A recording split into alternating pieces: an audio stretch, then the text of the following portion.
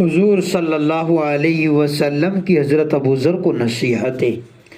حضرت ابو ذر رضی اللہ عنہ فرماتے ہیں کہ میں نے عرض کیا یا رسول اللہ، حضرت ابراہیم علیہ السلام کے صحیفے کیا تھے؟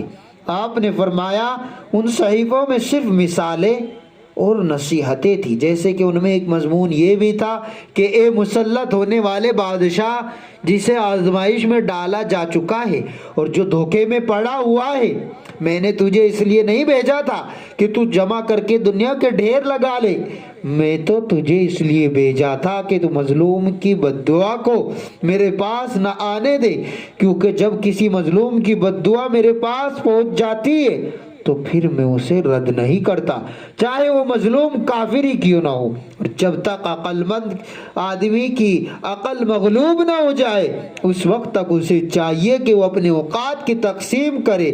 کچھ وقت اپنے رب سے راز و نیاز کی باتیں کرنے کے لیے ہونا چاہیے، کچھ وقت اپنے نفس کے محاسبے کے لیے ہونا چاہیے، کچھ وقت اللہ تعالیٰ کی کاریگری اور مخلوقات میں غور و فکر کے لیے ہونا چاہیے، اور کچھ وقت کھانے پینے کی ضروریات کے لیے فارغ ہونا اور کرنا چاہیے۔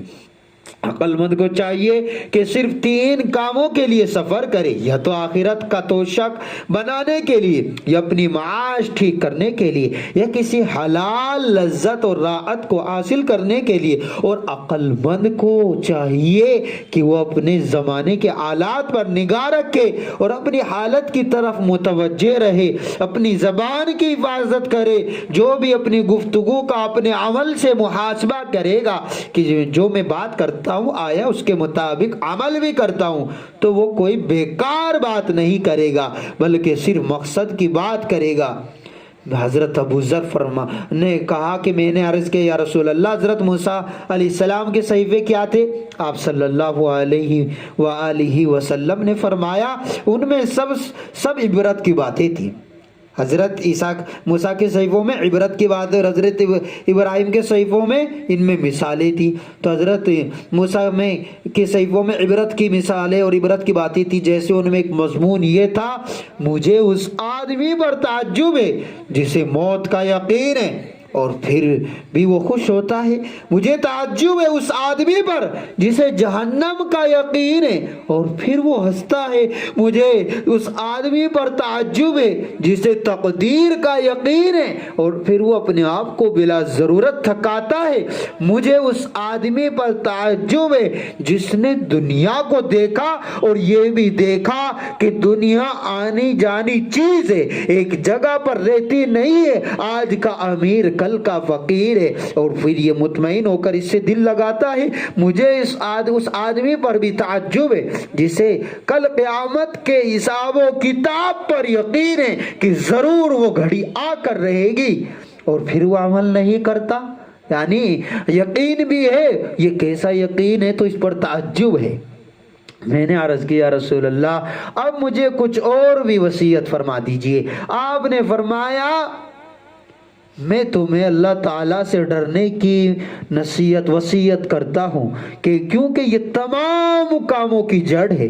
میں نے حضرت ابو ذر فرماتے ہیں میں نے عرض کیا رسول اللہ مجھے کچھ اور وصیت فرما دے۔ آپ نے فرمایا تلاوت قرآن اور اللہ کے ذکر کی پابندی کرو، کیونکہ یہ زمین پر تمہارے لیے نور ہے اور آسمان میں تمہارے لیے ذخیرہ ہے۔ میں نے عرض کیا یا رسول اللہ کچھ اور فرما دے۔ آپ نے فرمایا زیادہ ہنسنے سے بچو کیونکہ اس سے دل مردہ ہو جاتا ہے اور چہرے کا نور جاتا رہتا ہے۔ میں نے عرض کیا رسول اللہ کچھ اور فرما دے۔ آپ نے فرمایا جہاد کو لازم پکڑ لو کیونکہ یہ میری امت کی رہبانیت ہے۔ میں نے عرض کیا رسول اللہ کچھ اور فرما دے۔ آپ نے فرمایا زیادہ دیر خاموش رہا کرو کیونکہ اس سے شیطان دفع ہو جاتا ہے اور اس سے تمہیں دین کے کام میں مدد ملے گی۔ میں نے عرض کیا رسول اللہ کچھ اور فرما دے۔ آپ نے فرمایا مسکینوں سے غریبوں سے محبت رکھو، ان کے ساتھ اٹھنا بیٹھنا رکھو۔ میں نے عرض کیا یا رسول اللہ کچھ اور فرما دیجئے گا۔ آپ نے فرمایا دنیاوی مال و دولت ساز و سامان میں ہمیشہ اپنے سے نیچے والے آدمی کو دیکھا کرو، اوپر والے کو مت دیکھا کرو، کیونکہ اس طرح کرنے سے تم اللہ تعالیٰ کی دی ہوئی نعمتوں کو حقیر سمجھو گے۔ اپنے سے اوپر والوں کو دیکھو گے تو یہ بھی خیال آ سکتا ہے میرے پاس تو کچھ بھی نہیں دیا اللہ نے، نعوذ باللہ۔ تو اس لیے کیا کہا جا رہا ہے کہ اپنے سے نیچے والے کو دیکھو۔ حضرت ابو ذر فرماتے ہیں میں نے عرض کیا رسول اللہ کچھ اور فرما دیجئے۔ آپ نے فرمایا حق بات کہو چاہے وہ کڑوی ہی کیوں نہ ہو۔ میں نے عرض کیا رسول اللہ اور بھی فرما دیجئے، اور کچھ فرما دیجئے۔ آپ نے فرمایا جب تمہیں اپنے عیب معلوم ہو تو دوسروں کے عیب دیکھنے سے رک جاؤ، اور جو برے کام تم خود کرتے ہو ان کی وجہ سے دوسروں پر ناراض مت ہو۔ تمہیں عیب لگانے کے لیے بات کافی ہے کہ تم اپنے عیبوں کو تو جانتے نہیں اور دوسروں میں عیب تلاش کر رہے ہو، اور جن حرکتوں کو خود کرتے ہو ان کی وجہ سے دوسروں پر ناراض ہوتے ہو۔